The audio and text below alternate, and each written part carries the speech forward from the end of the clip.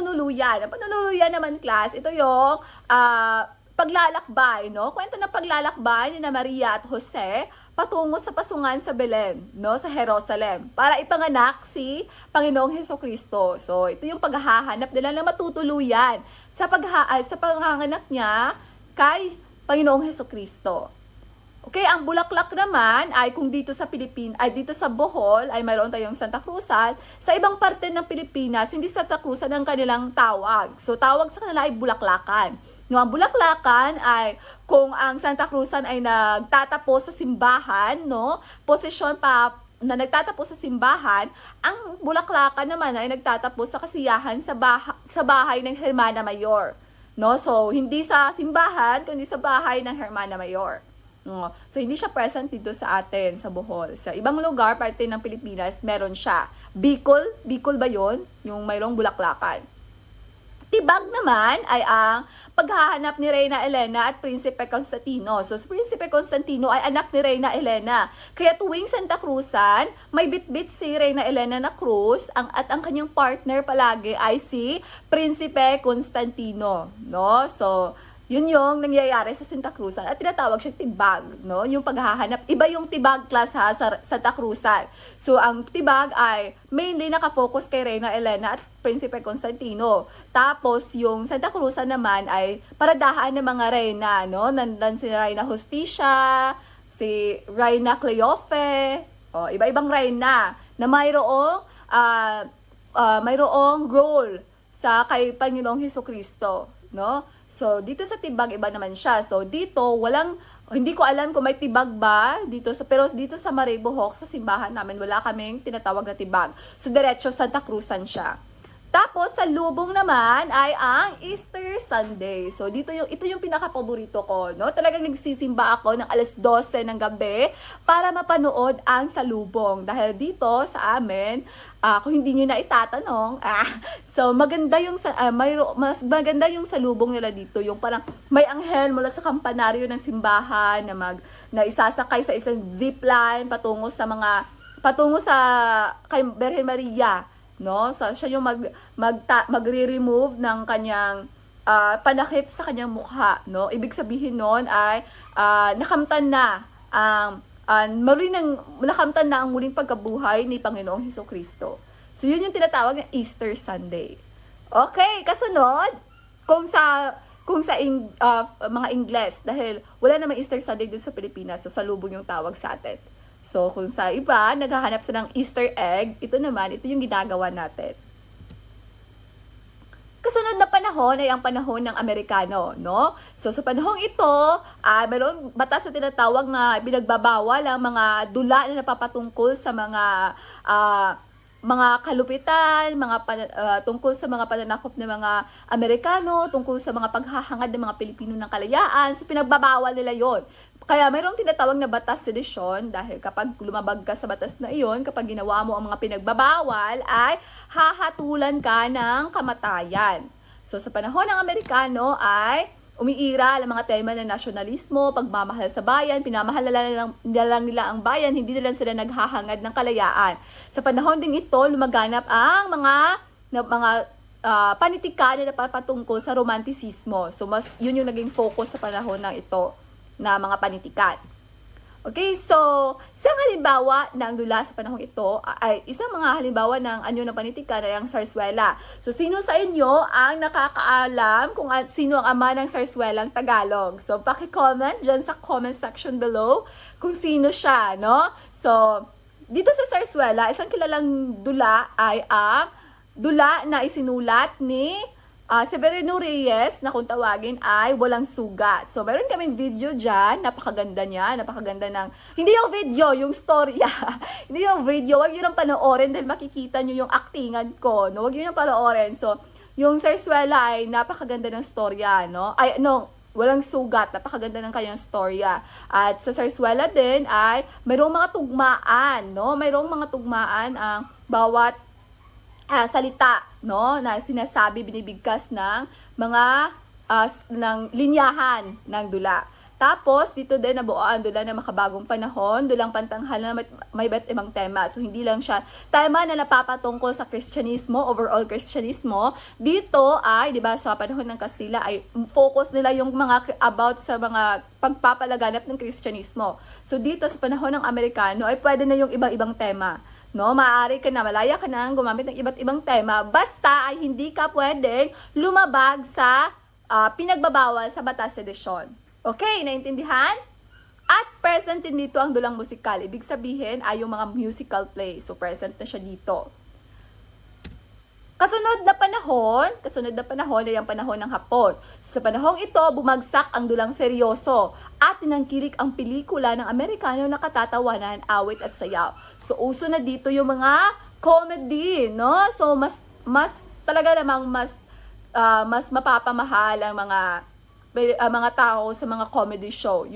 Yung ano ba yung tawag dyan? Yung mamiki, ano ba yun? Hindi ko alam. Paki-comment dyan sa comment section below, class. Yung parang mayroong tao na may face mask sa mukha na white, tapos parang na-stuck siya sa isang box, no? So parang pag ganun-ganun yung kanyang galawan. Yun yung mga tinatangkilik na dula sa panahon na ito, no? Sa panahon ng Hapon. Tapos, sa panahong ito ay mayroon tayong tinatawag na legitimate show at illegitimate show. So kapag sinabi nating legitimate show, binubuo ng mga dulang sumusunod sa kombinasyon ng pagsulat at pagtatanghal. So mayroon siyang sinusunod na sukat, no? So sinusunod niya yung mga uri ng mga elemento ng dula. Mayroong mga script, mayroong tanghalan. So, itinatanghal siya sa isang pribadong tanghalan na aprobado ng gobyerno. So, wala kang nilabag dahil aprobado siya ng gobyerno. Kapag naman sinabi nating illegitimate play, ay ang mas kilala sa tawag na stage shows. So, kapag sinabi nating stage shows, pwede siya sa mga lansangan itinatanghal, no? So, hindi siya aprobado ng tanghalan at wala siyang tiyak na sinusunod. So, pwede siyang impronto ng illegitimate play, no? So, kung sa illegitimate ay sa isang tanghalan o entablado na tiyak, ang illegitimate naman ay maaari siyang sa lansangan lang. Maliwanag? Kasunod ay ang panahon ng batas militar. So, sa panahon na ito ay ipinaayos ni Imelda Marcos. So, nag-stand out si Imelda Marcos sa panahong ito.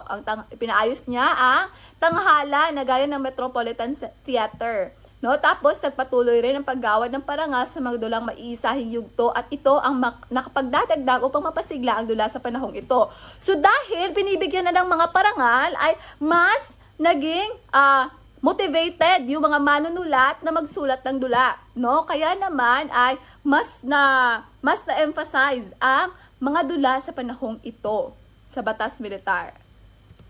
Narito ang ilan sa mga halimbawang dula na lumaganap sa panahon ng batas militar. Ang Halik sa Kampilan ni Leonardo Ilagan at ang Tales of Manuvo ni Bienvenido Lombera. Okay, so yun yung mga dula na kilala sa panahong ito. Kasunod na panahon at ang pinakahuling panahon ay ang panahon sa kasalukuyang panahon. Kadaming panahon. Okay, so sa kasalukuyang panahon, mas umunlad ang dula. Maraming nagbago at marami na tayong iba't ibang dula. No? So kung noong unang panahon, mga naunang panahon ay may tiyak talaga na dula talaga siya na pinipresent sa stage, may ginagawa talaga, itinatanghal talaga live. So, sa panahon ngayon, ay mayroon tayong tinatawag na dulaang panradyo. So, kapag sinabi natin dulaang panradyo, alam ko hindi na kayo bago at pamilyar na kayo dahil alam kong ginawa nyo na ito. So, sa dulaang panradyo ay boses, no? Boses mo yung emphasize, yung mga transition, mga effects, yun yung pinaka-focus sa dulaang panradyo, no? So, tapos, ang mga dulaang pantelebisyon, so kapag sinabi natin dulaang pantelebisyon, yung mga teleserye.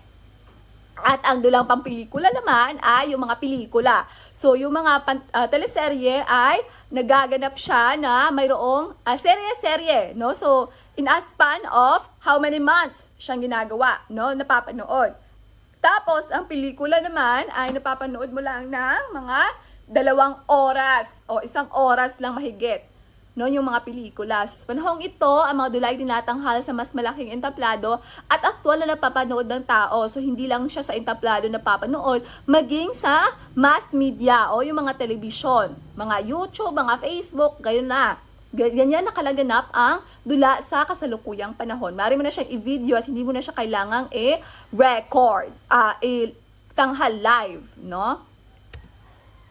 Narito ang ilan sa mga halimbawa ng mga dula sa kasalukuyang panahon. So kapag sinabi natin kasalukuyang panahon, so ang mga paksa dito ay mga pangyayari o problema ngayong kasalukuyang panahon. So nandyan ang dalawang mukha na kagubatan ni Emilia Regis, ang usapang babae ni Chris Milado, nandyan din ang daigdig dinaig na makamundong pananalik ni Abel Molina, dalawang mukha ng kagubatan ni Emilia Regis, Deuterium ni Benvenido Noriega Jr., Badaran ni Wilfredo Victoria, at Patay Bata ni Manuel Busing, no? So, yun yung mga ilan sa mga kilalang dula na nangyari o itinanghal sa kasalukuyang panahon.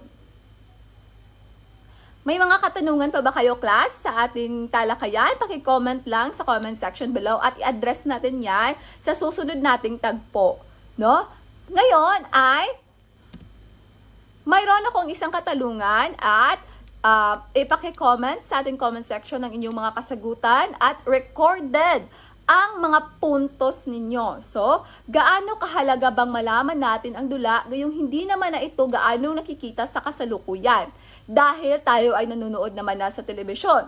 No, 'di ba? So bakit kailangan pa nating alamin ang mga dula noong mga pinagmulan ng dula? Bakit pa natin siya kailangang alamin? Kayong pwede naman natin siyang panoodin na lang sa telebisyon, no? So hindi naman na importante na kailangan pa nating malaman na sa mga stage shows or mga dula na dula ang teatro ay mayroon talagang tinatawag na mga direktor, mga aktor. Bakit pa kailangan natin ng ganyan? Gayong pwede naman natin siya mapanood sa telebisyon na lang.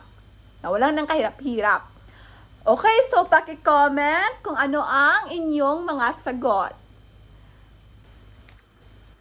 Okay, so narito ang inyong gawain, class. Gumawa ng isang graphic organizer sa kaalaman ninyo sa kasaysayan ng dulang Pilipino. So, kailan siya ipapasa? Ipapasa nyo siya sa Lunes hanggang 12 ng midnight, no? Lunes, 12 midnight, no? Tapos, maaari nyo siyang ipasa sa akin via, virtual lang, no? File, no? I-send nyo lang sa Messenger. Pwede din na magkita tayo. Nandiyan naman ako sa bahay sa Lunes, pero hanggang alas 4 lang ako.